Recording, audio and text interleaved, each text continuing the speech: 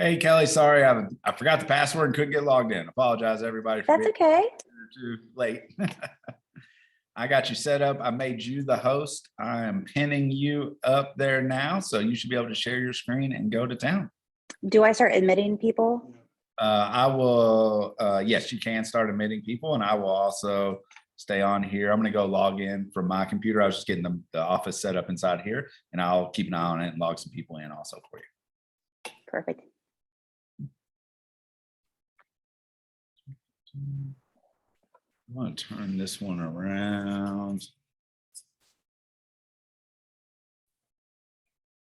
Sit somewhere where y'all can be on the screen there.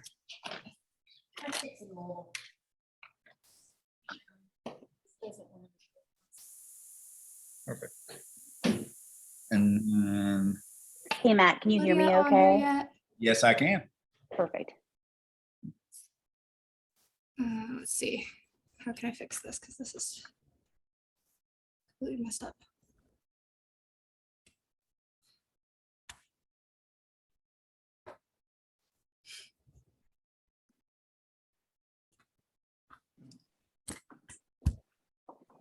Go ahead and close all the doors. The audio hasn't been working, has it?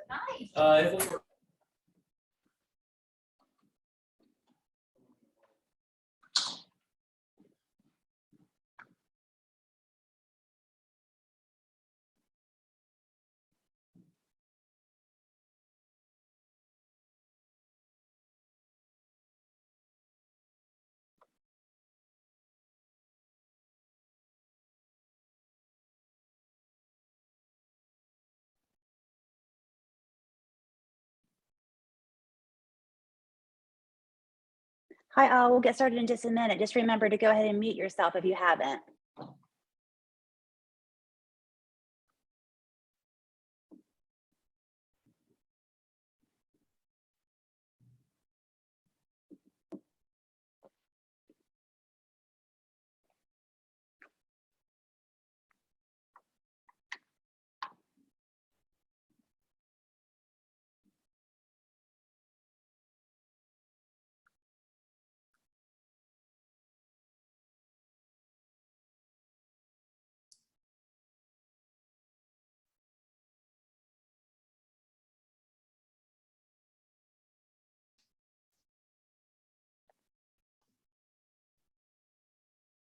Hi, everyone. I'm just letting a few more people in and then we'll get started. Can you all hear me okay? Okay.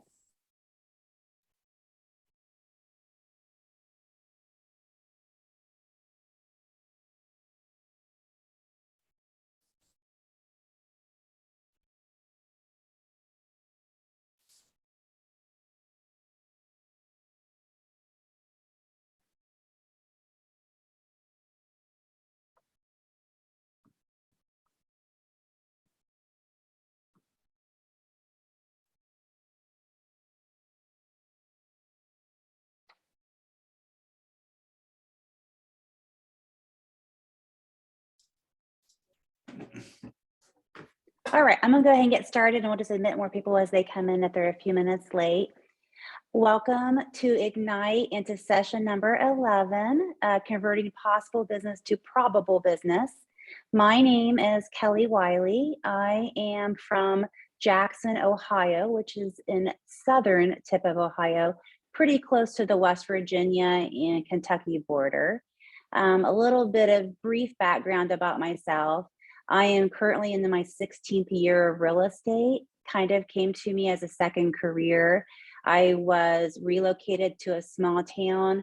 I was married at the time and had 3 small children. I had been in the business world at health administration prior to that and found myself wanting a different job career. So I got my real estate license, and right as I got my license in the 2007 era, the bubble burst and everything went all the way down. So during that time, I was at ERA, the franchise, and I had a fantastic opportunity to start learning how to conduct myself through Fannie Mae and Freddie Mac and foreclosures.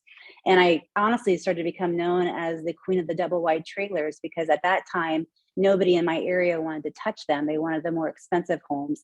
And I was hungry, so I took whatever I could get. So I built myself up from there, started getting more and more people with me. I ended up at that time, there really wasn't a concept of teams, but I did pair up with the broker's daughter, and her and I ran a really unique shift where she did during the days and I did evenings because I had 3 small children.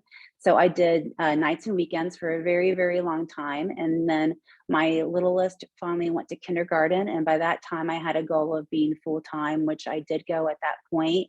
And eventually Kim left the business. I had the opportunity to buy the ERA franchise at that point, but I didn't feel like my broker was going to be someone that could sustain what I wanted in the years to come, because I did want to grow and expand. So at that point of time, it's about 2010, I go ahead and get my broker's license, and I do stay with ERA for about another year, but I just don't feel like it was putting me in the right direction. So I went ahead and went out on my own in 2013. And unfortunately, that same year, I also got divorced and had to find myself raising 3 children and being able to afford them and do real estate at the same time. And the one thing I did not want to give up was being a mom first and put family first.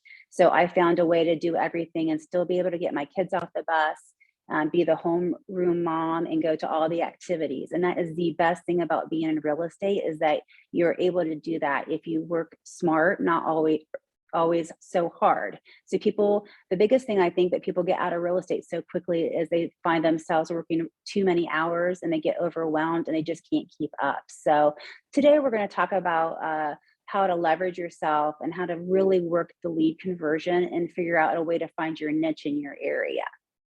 Hey, Kelly, real quick, I want to make sure for our Kentucky friends that they know the level of producer that you are, just to provide some credibility there. What was it that we figured out? You listed a home every 2 days last year. Was that right? I don't remember that, to be honest with you. I know that we did from 2019, we were at 10 million, and last year we did 38 million, but I think you're pretty accurate. We were close.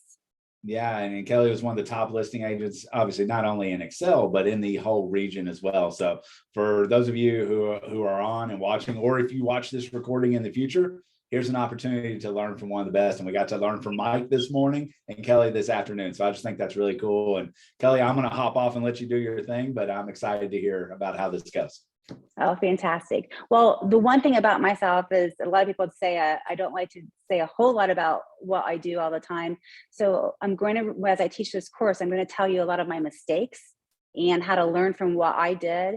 Because if you are new in the business or you're taking Ignite because you need to reevaluate what you're doing during the shift, I can help you with that if you're just willing to learn and to listen. So we're going to go ahead and get started on everything.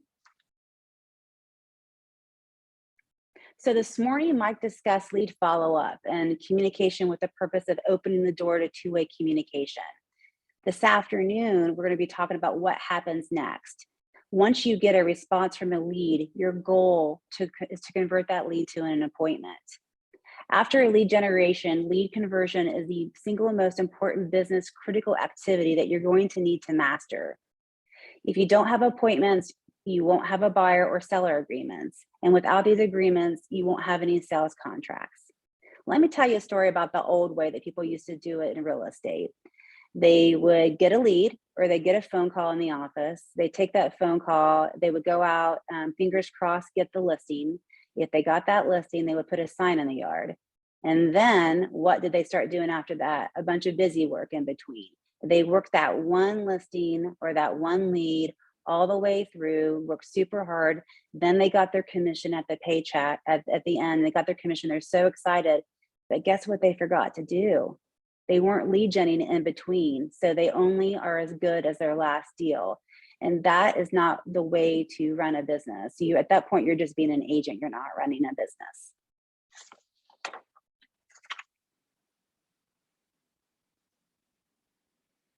So by the end of today, I want you to be able to be equipped so that you can apply a lead conversion model. You can develop your system for capturing, cultivating, and converting and closing those leads. and you can apply proven methods to increase your conversion rate over time.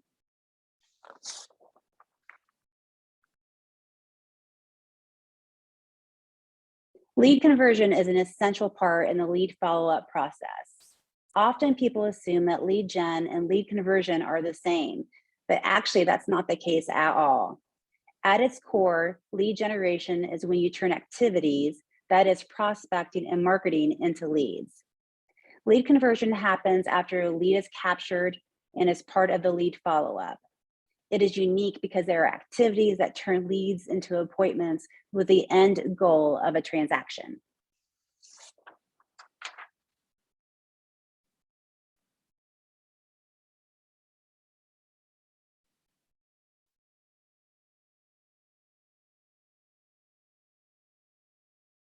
Sorry, I'm just admitting a few more people into the.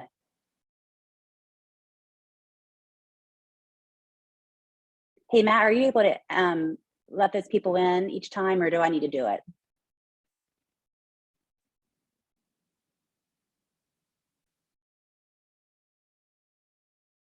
I've gotten off. Okay. So the lead conversion process.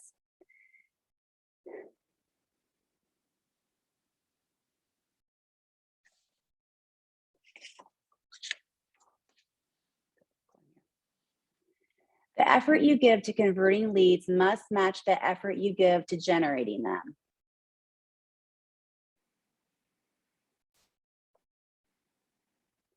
Let's go back. What do you think activity-wise generation and conversion deserve the same amount of time? Let's go back to that busy agent. While they're so busy putting that one sign in the yard and doing all their busy work, they forgot to do that one thing, which was the lead gen.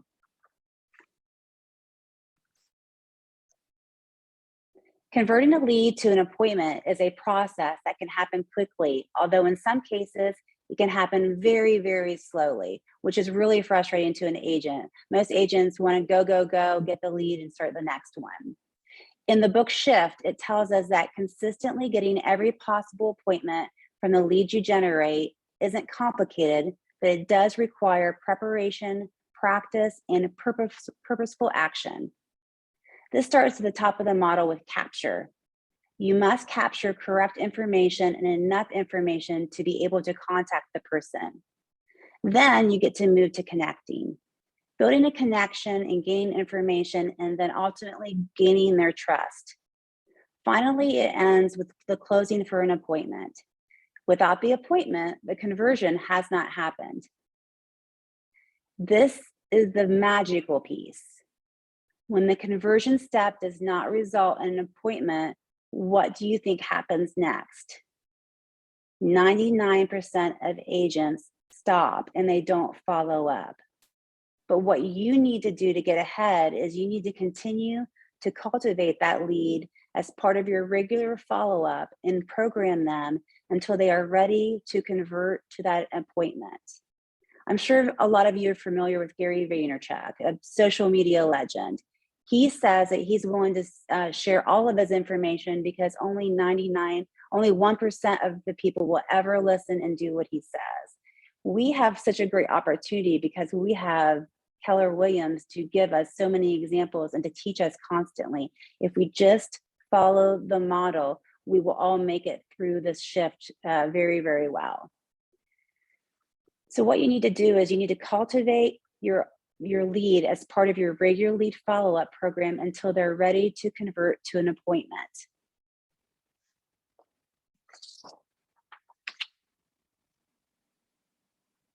After lead generation, lead conversion is the most business critical activity that you must master. It is where the possible business that comes from lead generating activities can turn into probable business. And this means money. Converting the lead to an appointment has so much more importance, but it's how you have a chance of earning that income that you desire. Converting the appointments to business is also a key to economic success. You'll learn about converting the appointment to business starting on day 14 of Ignite. Until then, we're going to focus on the how now that you know the why.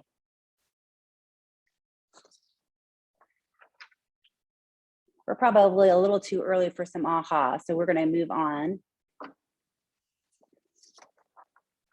In this section, we will get to the specific steps of lead conversion model for converting leads to appointments.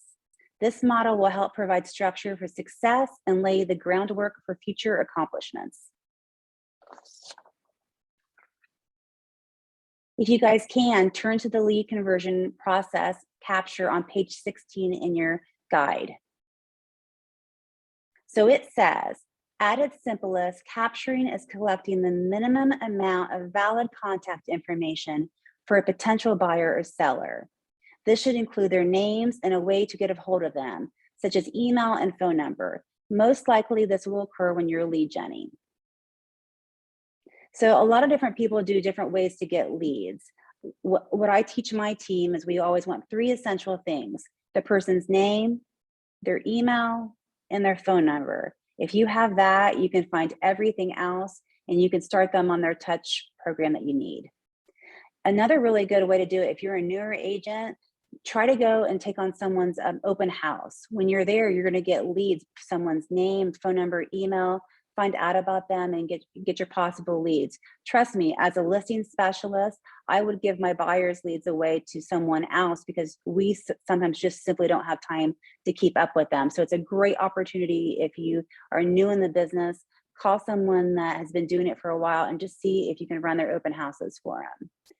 Another great thing is a response to social media or online. If you've got any type of Facebook, Instagram, any type of activity that you're doing, the key when you respond to them, I think a lot of agents think that it's great to put content out there and like everything, but as you're doing it, remember, you're always asking for the close. So you want to know who they are, a little bit about them, try to turn it in and convert it over to an email and a text so that you can put them into your CMA.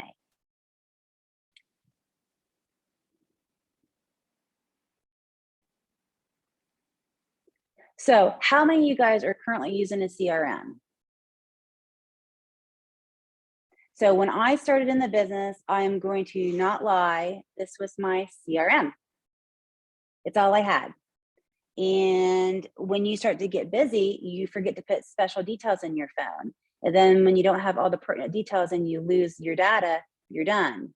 So if you do not have a CRM, which we all have access to one through Command with customer relationship management, you need to start.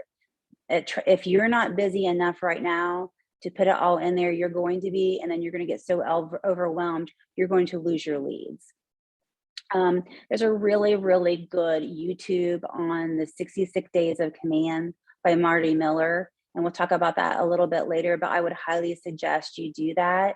And if you're a seasoned agent and you find yourself not doing the possible leads that you should, go back and watch it and start it all over again. It's a really, really good YouTube to watch. Before Keller Williams, the phone was my CRM, and then now you've got Command, and there's so many other different ways options that you have. My team uses Brevity. We also use Command.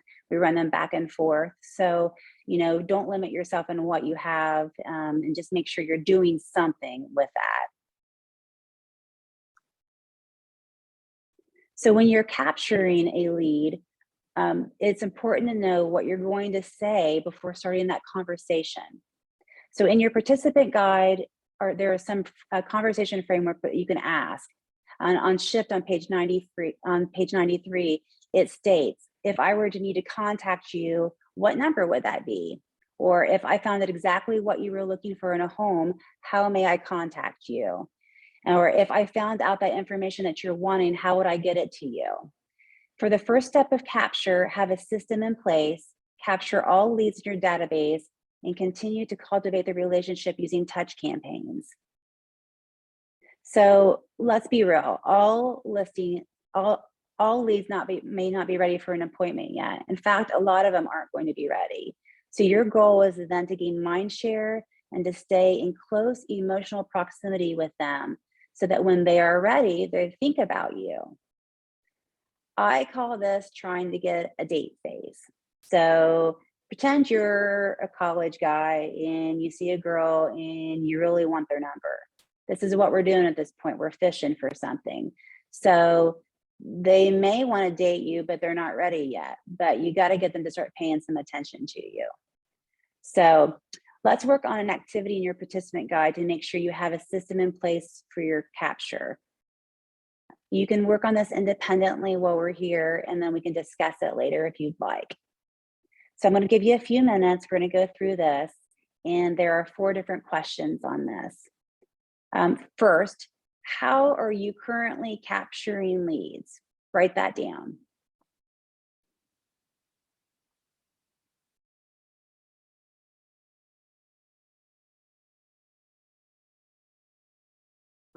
Secondly, what information are you collecting? Like I said before with my team, we go in 3s: name, phone number, email. Third, what are your current lead categories and tags? So if you're in command and you're tagging your stuff, it's really important to tag them: seller, buyer, referral, sphere, different ways that you want to utilize that in the future.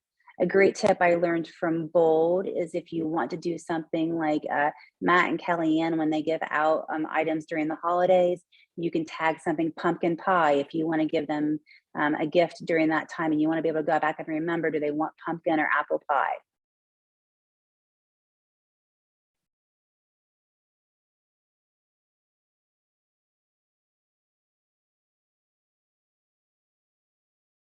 And finally, what can you do to improve your current capture system?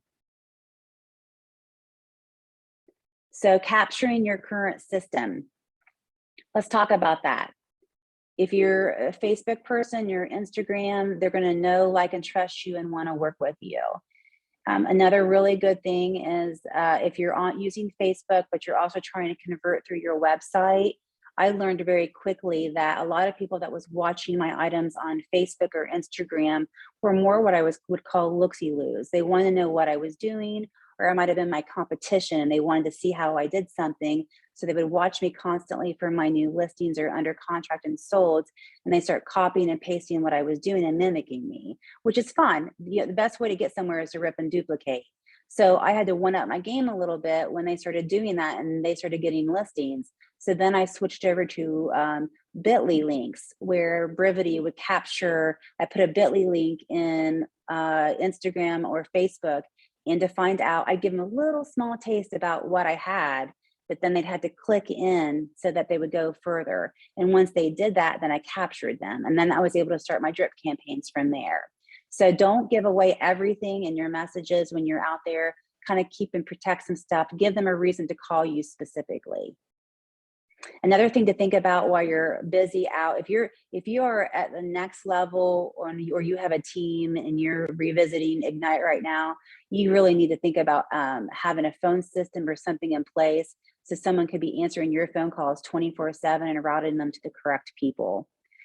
This also might be a point in time where you're considering getting a cyberbacker, virtual assistant, or an admin.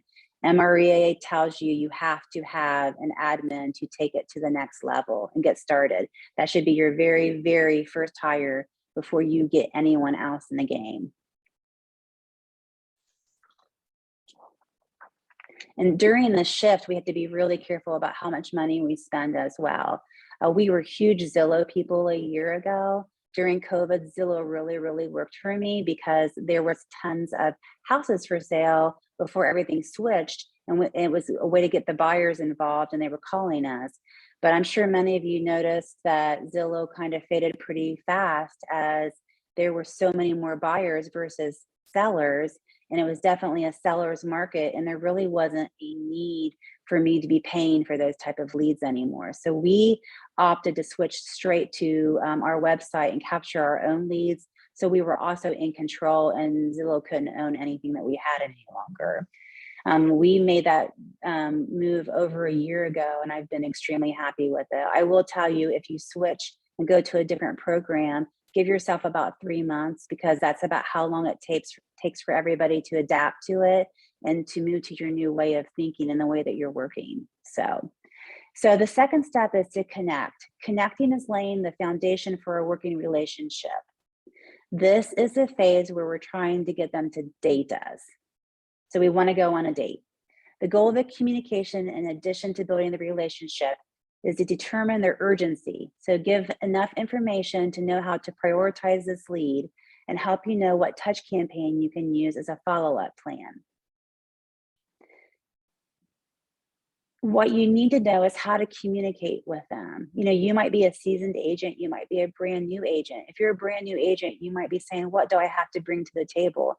Here's the great thing about being new. If you're new, just be fearless. Find out a few things about that area and become the real estate expert. If you position yourself as a real estate local expert, no one else can tell you that you're not. So then you want to build and have confidence through knowing what you're going to say. So you need to role play, practice conversations, and you need to know the market. And finally, go backwards. So if I have any lefties in the audience, you'll probably understand I'm a lefty, so lots of times I have to reverse my way of thinking, the way I do things. And this, before you make the conversation, you want to know what your outcome is going to be before you start your conversation, so that you can help convert and go towards an appointment. So these are the 6 connection questions that you're going to be asking. Who are they? What do they want or need to do? Where do they want or need to do it? Why do they want or need to do it? When do they want or need to do it?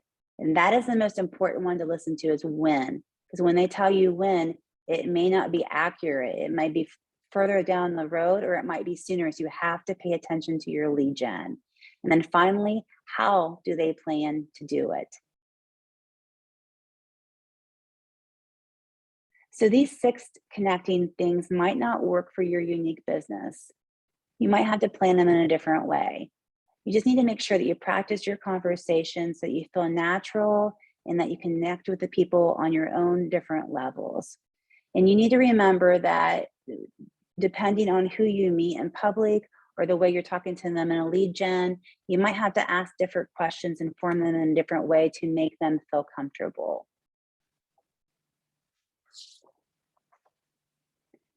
So when you're doing this, you can go and use what's called the Ford method. Family, occupation, recreation, and dreams. So you can pretty much connect with someone on a level using one of those. And in the shift on page 96, it'll tell you that it's not just about small talk. So just talking to someone and saying, hey, Selena, how are you? I noticed you had a great house. Can I come and take a look at it? Or can you refer me? That may not get you some business. And also, it's not like, I love Jeeps. One of my team agents, Chris, he's a huge Jeeper. He can get in the door by having the Jeep, but then you have to have real conversations to get that lead to go. There's other things that you can do with your family. If you've got kids, you can do kids related things. There's different ways to get them to empathize or want to use you. I'm going to be real honest with you here. A lot of times they'll say, people go with who they know, like, and they trust. I have never gone off of the use me because you like me. I want you to use me because I'm the best and I am good. So, you take a different avenue. A lot of agents get their feelings hurt when they don't, get that listing, and they say, well, they were my friend. They can't believe they didn't use you. They didn't use you because they didn't believe in you enough to give you that listing or be the buyer. So that's where you just have to have that confidence and fake it until you make it. They don't know any better. So on page 20 in your guide, you're going to find all of these 6 connection questions. And it's something for you to look at later and maybe take a look at it. I'm going to give you some examples of some things that you can do and pay attention to. When you're talking to someone, the very first thing that you need to do is talk less and listen more. Most agents are extroverts who are out there a lot, and we're talking to people on a daily basis, and we have interesting stories to tell, and a lot of us have really interesting lives.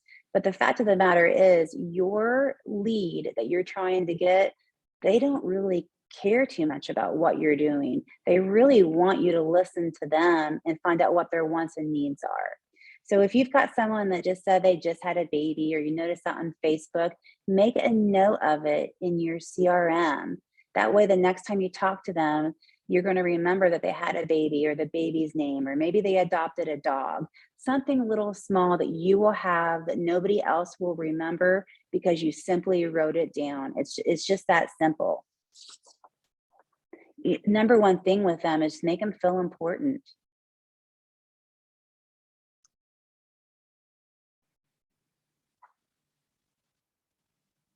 So on page 21, it talks about cultivating. Your goal is using the lead conversion model is to move immediately from capture, then to connect, and then to close. Unfortunately, we don't always get there right away. This is what I call the long-term relationship phase. So, you got you've spoken to them, now you're dating, and it's turned into more of a long-term relationship where you haven't gotten serious yet, meaning you haven't gotten the appointment. So you need to keep in mind that you have to use your touch campaign with them to stay in communication and cultivate the relationship until they are ready to set that appointment with you and go to the next phase. In Ignite, you have learned a lot about the touch campaigns, 19 to connect, 1 to cement, and 36 to convert. You will leverage these to stay in close contact until you can get that appointment. So as you start to implement your touch campaigns, you can always pursue creating your own touch campaigns to fit your business needs. It's recommended that you start with just 3 and introduce those first until you have a solid understanding how your touch campaign is going to work. You have to remember, you have to constantly remind the client why they should use you. So whether they can see you out hustling and in a story that you're putting up on Instagram, or you're volunteering somewhere that they can see, if you're out of sight, then you're out of mind. I was told once that if you don't do anything for 90 days, they pretty much think that you're out of the business. So if you go into a hump and you're not getting winning listings and you're not doing any closings, you better make sure you're out there doing something on social media or somewhere else to be relevant so that they still want to use you because they still think that you're in the game. People have to take breaks for certain things. So if you are one of those and you have to take a break during real estate for any point of time, have a system in place, have automated ads that you're going to be using, make sure that you stay relevant at all times. And also know that, we're not all the same. We're not all going to be able to convert a lead the same way. So go with what you can do, what makes you feel comfortable. And as long as you're getting that lead conversion, just keep doing the same thing.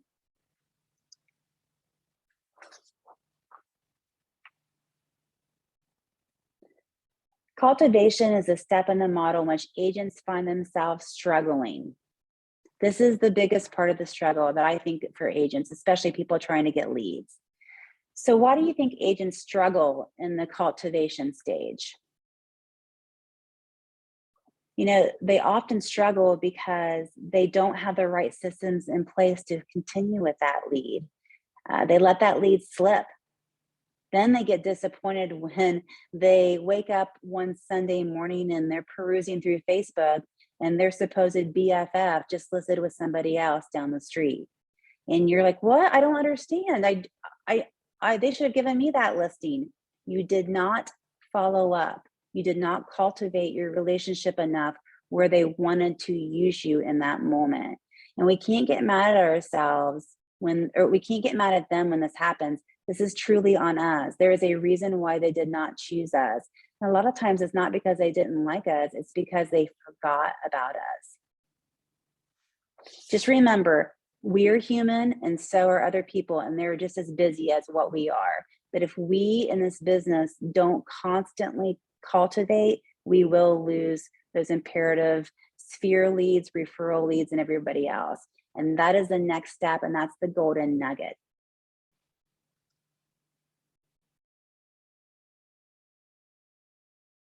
So closing is when you ask for the appointment.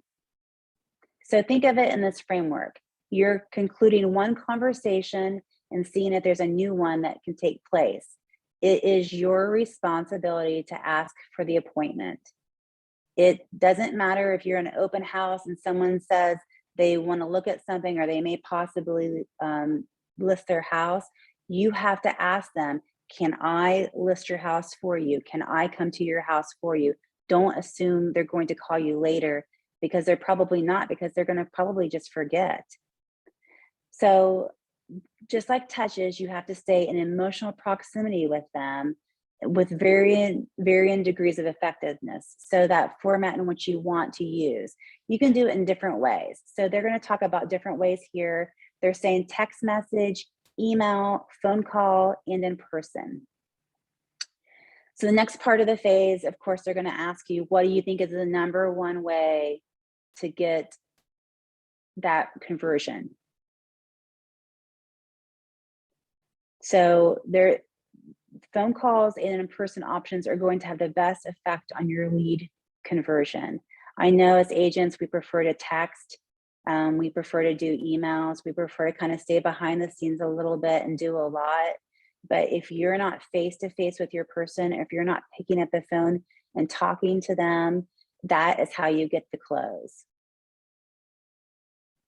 And that's how you go on to the final stage of getting something that I would call then would be like marrying someone or getting a proposal. You get to get in front of that person and propose yourself so that you get that listing or you get that buyer. This is the point in time in which you're either going to give yourself some pushback, you're going to push back your team leader, you're going to push back your someone in your market center, and you're going to say, I don't have time for this.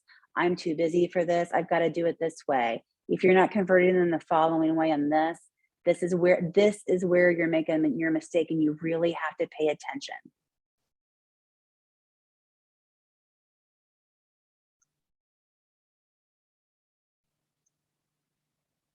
So when you're setting the appointment, what are the most important elements to schedule? First of all, you're not just looking for a yes as a response to asking for the appointment.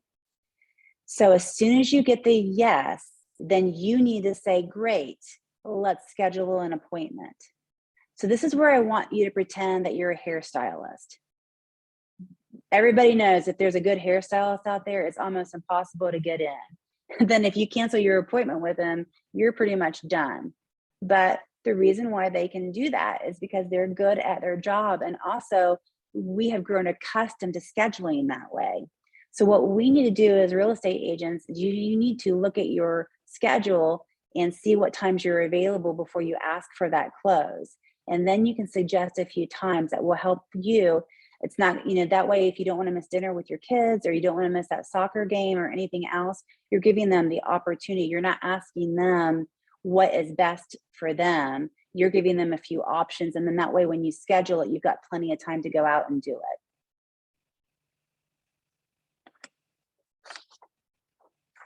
So in the end, if they can meet and have a good enough reason to meet, they will meet. And if they don't, they won't. And that's okay. You really don't care what their answer ultimately is, because you're not getting people to do anything they don't want to do. You're just going to ask and respond until they agree that meeting with you either makes sense or it doesn't. Either way, you both win. I think this is the part where agents get really scared and they think that they don't have anything to offer the client. But what you're doing is you're helping them prepare to purchase or sell one of the most expensive things that they have. So when you're calling them, you are actually reaching out to help them. You're not asking them for something. So as we're doing this, I really want you to think about in the part of shift, where you go through your different parts of which part of the belief system do you believe in, that you can pull from that belief system so that you can use this to your advantage, so that you're not scared when you're doing your lead gen to make your phone calls. So, you go through your win-win, which is deal or no deal. integrity, doing the right thing, customers, they always come first, commitment in all things, communication, seek first to understand, creativity, ideas before results. Then you've got teamwork, together everyone achieves more, trust, which starts with honesty. You've got opportunities for all, and then you've got success with results through people. I want you to take a minute and I want you to write down how you feel when someone tells you no.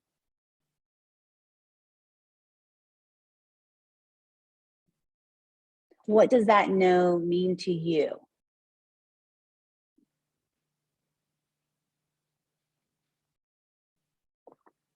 I heard a podcast not too long ago, and they were talking about no being part of rejection. No is not a rejection. No in real estate is simply not now. So when someone tells you no, you can still cultivate and use that later to your advantage.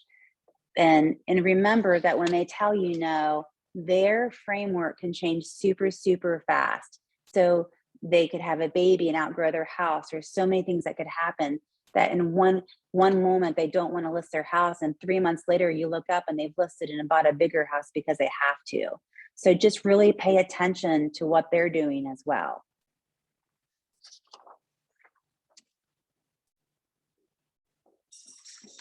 So if anyone has some ahas about moments for them in lead gen that you want to talk about, go ahead and take yourself off mute and discuss them.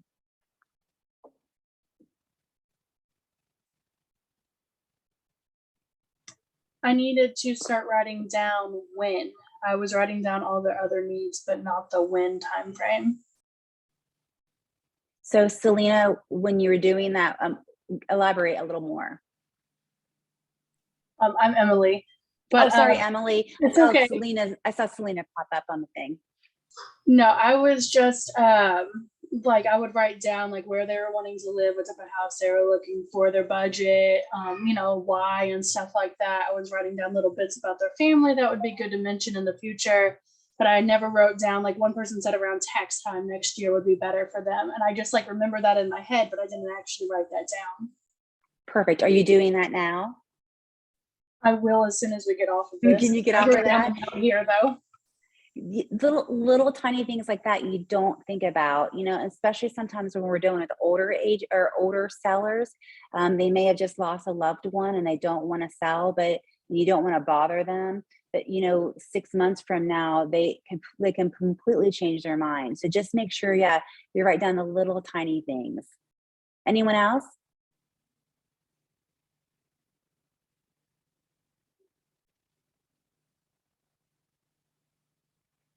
All right, we're going to move on. So this is on page 27 in your participant guide.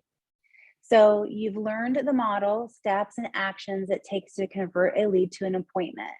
Now we're going to dig deeper into what the conversion rate is and how you can inform your business decisions.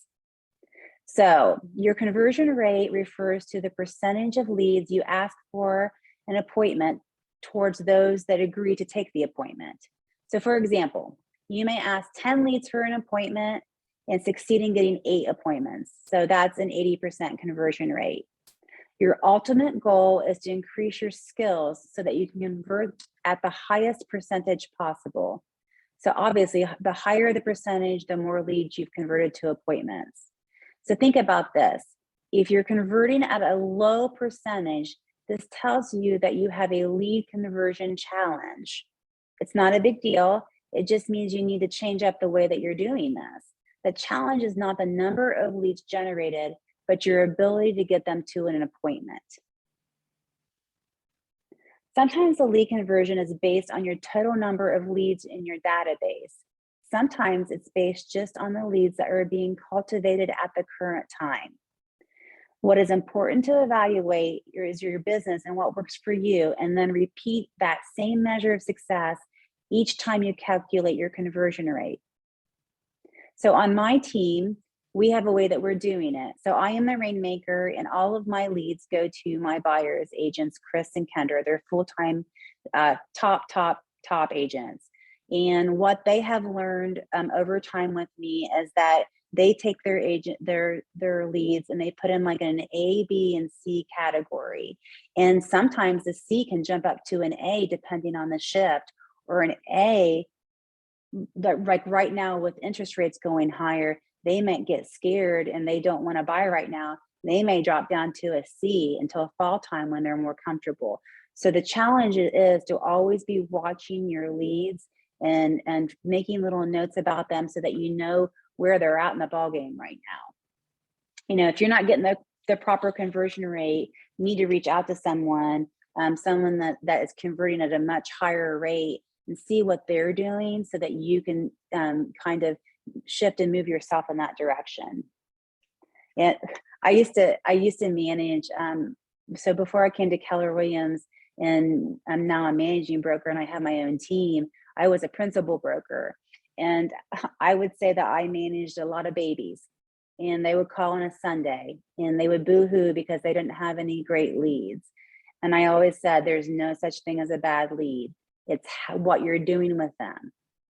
So, and then also I would get I'm too busy to put this in a CRM. I'm too busy to write this down. And I would say, well, you're going to really regret that in 6 months, because 6 months from now, you're going to do what a typical agent does. And typical agents go into a cycle, up and down, based on the market and based on the amount of phone calls that they're getting. So next, we're going to learn how to look at our ways to improve your conversion rates. This is on page 28 in your participant guide. Once you understand what your conversion rate is, you can move from E to P. E meaning entrepreneurial to purposeful. If you remember this from day one, it's one of Keller Williams' 6 personal perspectives. So everybody says, oh, I want to be an entrepreneur.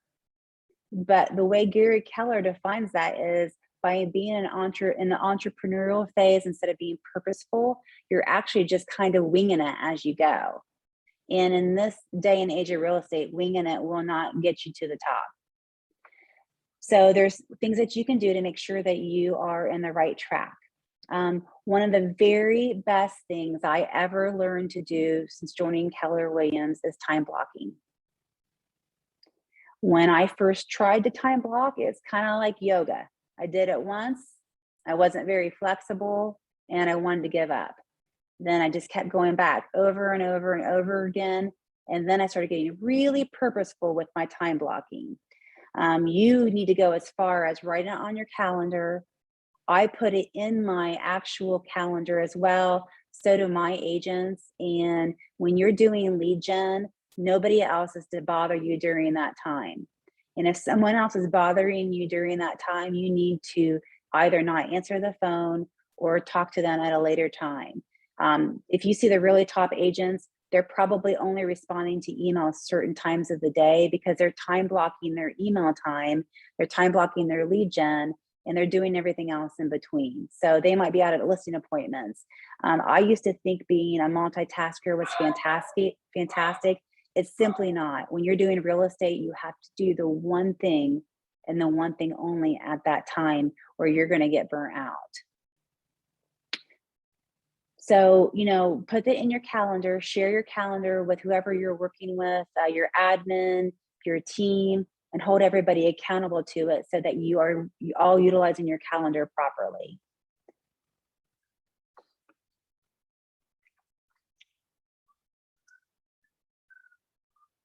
So improving your conversion rate. Don't neglect any part of your database. Reconnect with each person and ask when you talk to them, you also ask for referrals.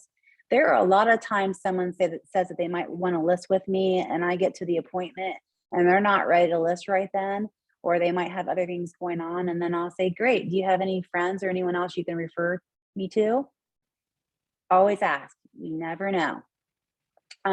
We've developed something in our office where we have a little referral program, and we have a template already built in. And when a past client or someone refers to us, we send them a thank you gift. And then what happens after you send them one gift? Then they like, oh, I'm going to refer somebody else. Then we send another gift. I've got a gentleman now that's given me 4 referrals since the beginning of the year, and he's going to get steaks delivered to his house next week. So just remember, just by those little things alone, you know, you're not buying leads. These are spheres and referrals. So if you do a good job, they want to tell other people that you do that you're doing a good job. The most important thing that you do with that is your past clients. So make sure you keep in contact with your past clients. They're going to be the ones that either going to flip a house, buy another house, do an investment, or refer you to somebody else. One of my agents, Kendra, she's now going into her 3rd year in real estate. Very, very good at what she does, young single mom. And she's already seen the fruitfulness of her as a buyer's agent now turned into a listing agent, because those buyers have either changed their mind or wanted to move already in less than 3 years. So those buyers that she had, and they're now turning into listings, that is what you want. That is your ultimate goal, because listings will take you through any of these shifts.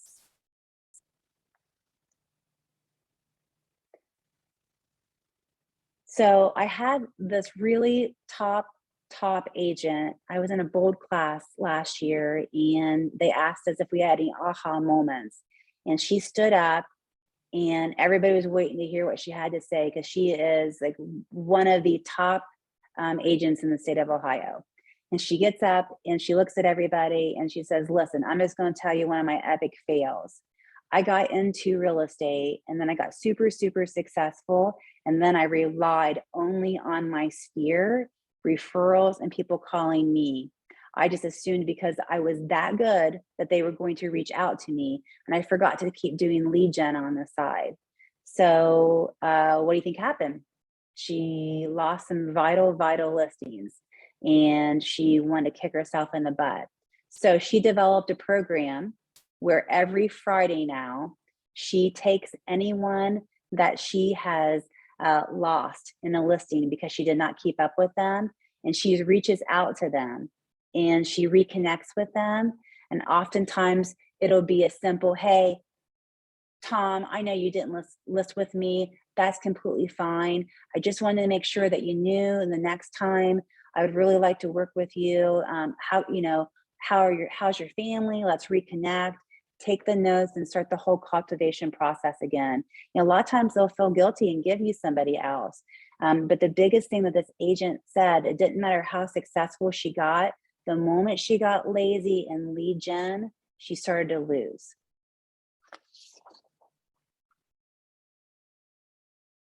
So every lead has the potential to turn into a business, as long as you have already heard there are not such thing as any type of bad leads. With a lead conversion model, you have learned 4 different ways that you can go about by capturing, connect, cultivate, and close. So just kind of remember this as you go through all of that. It's like dating, ask for the number, then ask for the date, cultivate it, and then ultimately when you get that close, it's like asking someone to marry you, and then you're there, then you're in a relationship with them.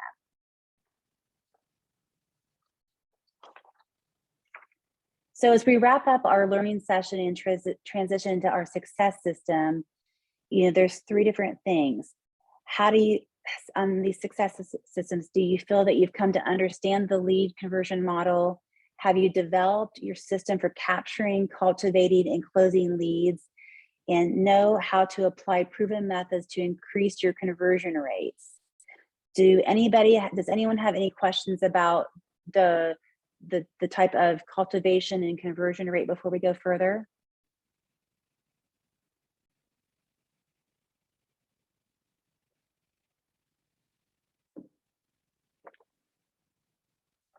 All right, well then we'll move on. Just remember those 6 connecting parts that we learned. Start applying those to your conversations with everyone.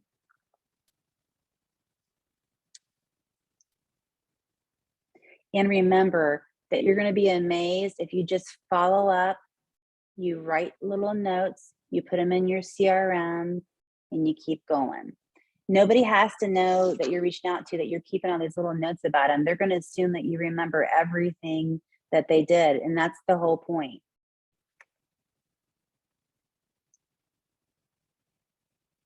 So each day at Ignite, you grow in how you think, how you feel, how you act, and how you implement what you've learned. From learning and ahas, you've moved towards achievement of your big life. And that's why we're here, right? To achieve big, big goals. Nobody joined real estate to be poor. We all joined because we had goals. We wanted to make money. We wanted to be independent, and we wanted to have a life where we could revolve around, social aspects, our family, and everything else in between. But the problem in real estate is if you don't pay attention and do your lead gen, you are going to get bogged down with other activities, and you're going to get overwhelmed, and you're going to get stressed out, and you're going to turn around and you're not going to have anything but that last sign in the yard. And that's not going to be what you need. So right now, I want you to think about the 4 tasks in front of you with the ahas to achieve. First, how has your thinking changed during your whole process of Ignite?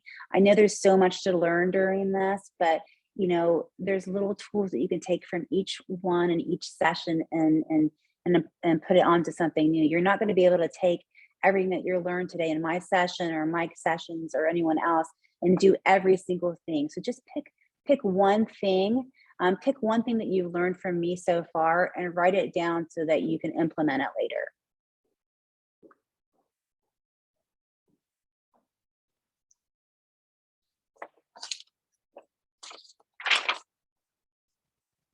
All right, now we're on to the success system. So if we were in a class, I would ask everybody to break up now and we would do some work together. But obviously, a lot of us are on Zoom and not everyone's in a classroom. So we'll do this homework later. But this is where I want you to think about finding someone that you can have an accountability partner with. It could be your coach, it could be someone on your team, someone in your market center. And I want you to devote yourself and decide that you're going to do 4 things. You're going to give yourself 20 minutes every day and you're going to role play. And you're going to take 10 minutes and you're going to prepare a call list for that day. And then when you time block, we're going to go back into the time blocking session and you're going to give yourself 45 minutes a day to lead gen. And I know that sounds like a lot, but you need it. And also when you lead gen, a lot of times these are just personal reconnection calls that you're making with people. And then after you lead gen, this is the most important part. You have to write down, fill out your CRM, and update what happened during those phone conversations while it's still fresh in your mind, because you will forget what they said, or if something's changed, if they want a bigger room, or if their budget has changed, or if they've decided because of, maybe they want an investment property now, or maybe they want to do a verba, they want to do something else. So update every single day so that you know what's going on in their lives. I had an agent a long time ago. They started out doing lead gen. They really even didn't know what lead gen meant, but they forgot one special key when I got off the phone. They forgot to write down that the husband got a divorce. So then 6 months later, when they talked to that client, they asked how Mary was. Well, Mary and he no longer speak, and he's in another relationship. And that guy got so angry that he didn't use that agent to buy their next house because he didn't like that they didn't write it down and pay attention. So just always watch what you're doing.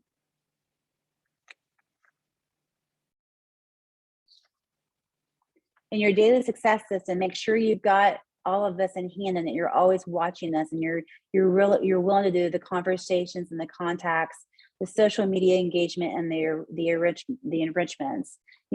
Back to time blocking again. I know I keep pushing this, but this is probably the number one thing I really want you to pay attention with me, because time blocking catapulted me to the next level. You need to time block all your activities. Gary Keller always says, first in your calendar, write down your vacation for yourself and for your family. and fill everything else in between. So the same thing with this when you're time blocking for your CRM. You know, if you've got young kids, when they go to bed, time block 10 to 15 minutes that you're going to be going back into your social media and liking and sharing and commenting so that people that know that you're around. You know, when you get bigger, you're going to be able to hire someone else to do that for you. But right now, especially during shift, you might not be able to afford that. So you don't want to go down the rabbit hole and be in social media all day long. It's just simply not good for you, especially in real estate. You're going to be comparing yourself to everybody else. So just pick so many times a day that you're going to get on, like and share, and then you move on. But make sure you're engaging, you're responding to people. You know, I talked to you guys earlier about getting burnt out. If you don't pay attention to all of this in your success system, you will go down a rabbit hole of just making sure that you're doing too many things at one time and you're not doing that one thing that you need to do really, really well. You know, the first job of real estate agent is lead gen, because the activity of generating leads is the foundation for your business. In addition, practicing conversations and dialogues will prepare you for success. That is, get the appointments, get your signed agreements, get your signed contracts, and your sales closed. You know, of course, before we get involved in conversations with our sphere and lead generation, we must always remember the rules. We have to comply with TCPA and the do not call regulations. Every time with Ignite, you have to review that it's critical that you protect yourself and the market center from any legal action. Make this a permanent habit, guys. Follow all the guidelines for calling and texting people. Make sure that you review that and know what they are. There are very specific rules, and you can get yourself into some big trouble. And you can also get your market center into some big trouble. You know, remember that texting falls under the TCPA guidelines, and that you're not emphasized that you cannot have dialers or automated voicemails going on. And you need to also follow guidelines to protect yourself. And you need to check with your market center, your team leader, your broker, or your attorney if you have any questions on how to ensure compliance during these times. And I know in your market center, it's probably a lot like our area. Other agents are watching you constantly, and they will turn you in, especially if they're worried about you being successful. They'll use anything against you to get you. So really pay attention to what you're doing, how you're answering the phone, and if you're complying with everything.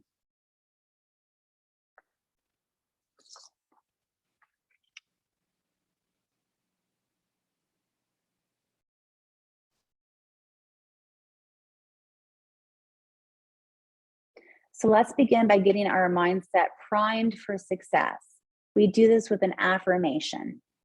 It says, I engage every conversation in the spirit of contribution, and people are happy to be in a relationship with me. I want you to save this, and I want you to say this every time before you start your 45-minute session. It's really, really important to do an affirmation or something to get you going and get you pumped. It's super important. I'm going to date myself a little bit about my age, but if you guys remember Stuart Smalley from Saturday Night Live, he used to sit and look at the mirror and he used to say, I'm good enough, I'm smart enough, and doggone it, people like me. You need to get yourself in that right frame of mind so that you feel confident before you start that lead gen, so that you're going. You need to remember too, like I said before, don't go into it thinking I'm bothering someone. You're helping enrich their lives. You're giving them the opportunity to move forward to either buy or sell one of the largest transactions they're going to have in that year or maybe ever. And you're an important, vital part of that step.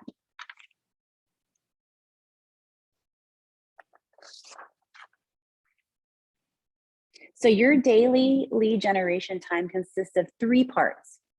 First, you need to prepare. When you determine who you will connect with today, before you will either write the names on a conversion sheet or generate a list from your database of contacts.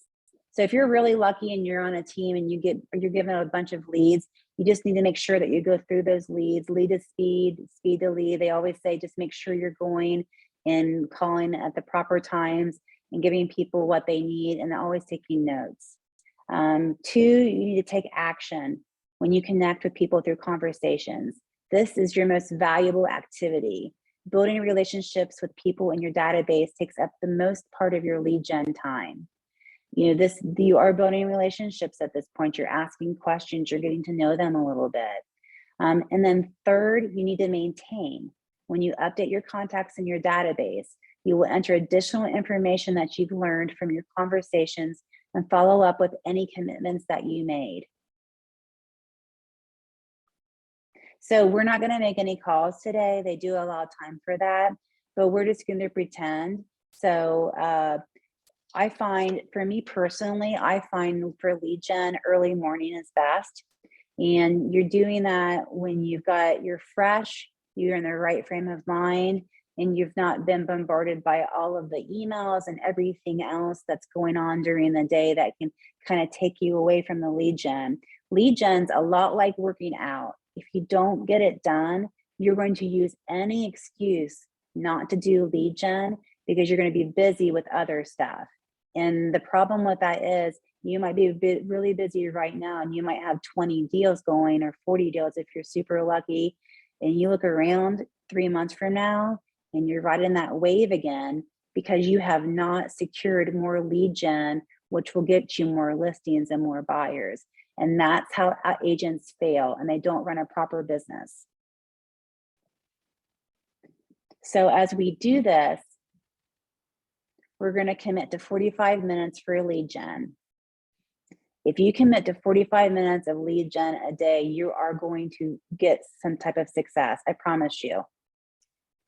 And then after your 45 minutes, before you start each time, remember to do your affirmation. And then you do your 45 minutes worth of call. And then after that, as you prepare and you write it down, I want you to think about two different things. What am I going to do differently tomorrow? And what do I need help with? And those are how you can reach out and ask other people in Keller Williams to help you, because there is a successful person probably to the right or left of you that are willing and very willing to help you out.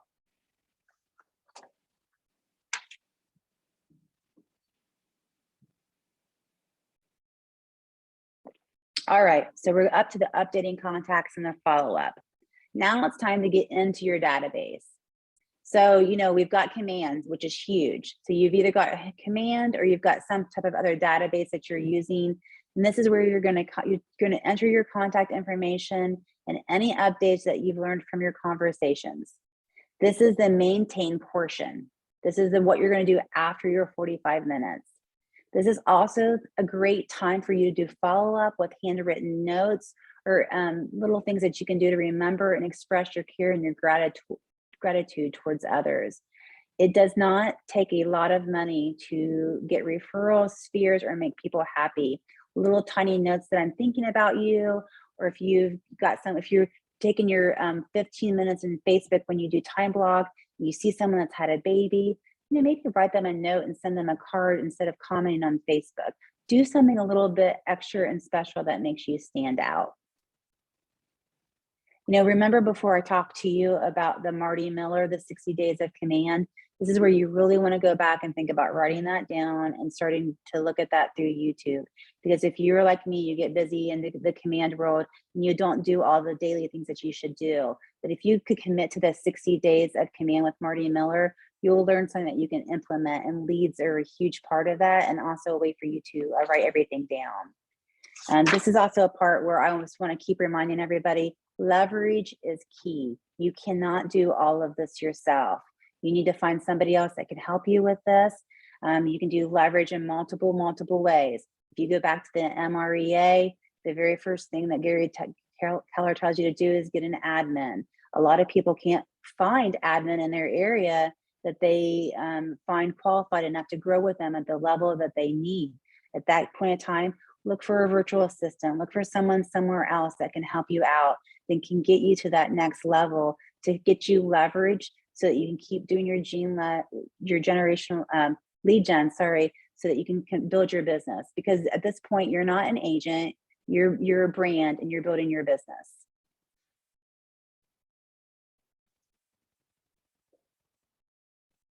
So before I merged with Keller Williams, I told myself I was too busy. I was too busy being a broker. I was too busy being a mom. I was too busy doing all of these other tasks to take the time to do lead gen. And it really kept me from going to the next level of what I needed. And I really thought I was a pretty good agent until I started following the model and doing exactly what it told me to do. I was just mediocre and I had no idea what level I could get to. And I'm at the point now where I'm like, okay, what's my next level? Where can I go? So every step that you take, if you take one little small step and you learn something from Ignite and you decide to just do it the way you should do it, you won't be sorry, I promise. Does anyone have a success that they'd like to celebrate, or an aha from a type of lead gen that they did that helped them, that could maybe help somebody else?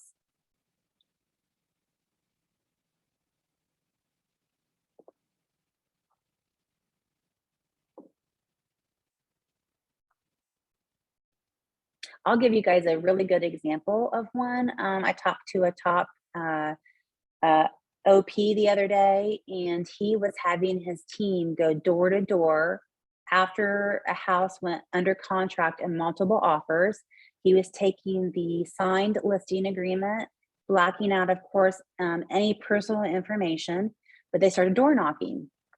And they went door to door, and they would knock on someone's door and they'd say, "Hi, Kelly, just want to let you know that George's house next door went under contract. I know that you saw that we had an open house last week, but I wanted to let you know it went $30,000 over asking, or it went $40,000 over asking.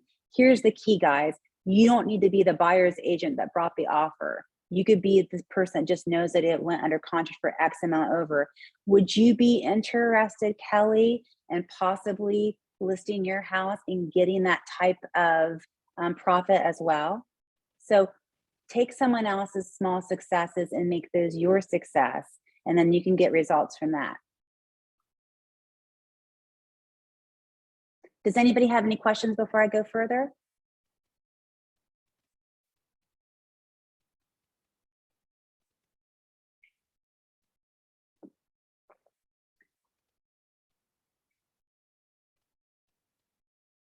All right, so this is something that you're going to continue to do, and you're going to do this on your own after Ignite, when you're going to do your follow-ups with your conversions and your contacts, your handwritten notes, your social media, your enrichments. Guys, take a few minutes a day, and like I said, follow someone else, what they're doing, rip and duplicate it. The biggest form of flattery is someone else doing the same thing. So go in, find what they're doing, find what works. Don't reinvent the wheel. The one big thing that I do every single day is I read a chapter of something over and over and over again. It was a millionaire real estate agent for a very long time for me. Now we're ultimately in a shift. And so I'm reading shift every single day, and I'm reading just a chapter, and I take that chapter, I write down an aha, and then I implement it. If you just take little basic things like that and go forward, it's going to really help you.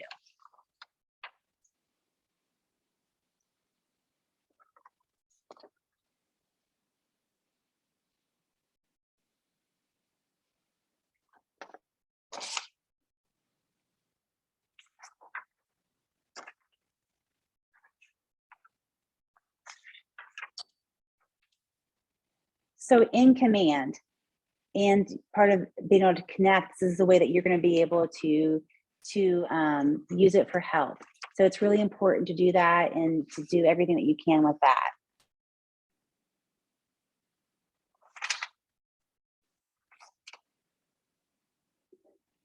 The final thing that I'm going to talk to you guys about is that, as we prepare for the next session, you're going to go on to session 12, and it's going to be about strengthening relationships. And it's really important to have good, solid relationships. And I'm going to be very blunt with you. This is not just about building relationships with your listings and your buyers and getting leads. You have to, in this shift, make sure you build solid relationships with other agents. Agents are also here to help you. And if you don't utilize the help and you don't figure out a way to form relationships with them, it's going to be really hard for you to get to that next level. I'm going to tell you one last story about myself. So before COVID and before I merged with Keller Williams, I took a trip to California and I climbed up on the top of a mountain. I like to hike, I like to run. And so Mike and I we climb up to the top of this mountain and I'm sitting there and, I was really, really tired. I was tired of losing listings. I was tired of, agents being mean. I was tired of the rat race. I was really considering going in an alternate direction. I didn't know what to do next. And as I sat there and I thought about it for a while, and, as agents, sometimes we get really caught up in, I'm the broker or I'm this, and I have to do it this way. And I realized something very vital that day, that if I wasn't willing to shift myself and go an alternate route, I wasn't going to ultimately be successful and run the business that I wanted. But most importantly, I was failing with my family and I was failing in other parts of my life because I was so absorbed in what I was doing at all times. So I flew back home to Ohio. I knew I needed to make a change. The universe aligned me with Keller Williams, and I decided at that moment in time to stop being an agent and start being a business owner. So if I can do it in a small town, you can do it anywhere. I am not special. I simply followed the model, and you can too. So I really want you to think about that and what's important to you in your life. And as you're doing all this, make sure you're really doing this for yourself and that you're happy. And most importantly, everyone around you is fulfilled. So I want to be able to share with you with anything that I have. And if you have any of your questions or concerns after this, I'm always available. You guys can find me on Facebook or Instagram at Kelly Wiley Group. I'm also have a private one. It's public, but it's me on this one. It's Kelly Gets Real Estate. You can follow me or email me at kellywiley@kw.com. And you can also call me. My number is 740-988-6236. Before I hop off here, does anyone have any questions? Do they have any questions for me or any ahas that they'd like to share?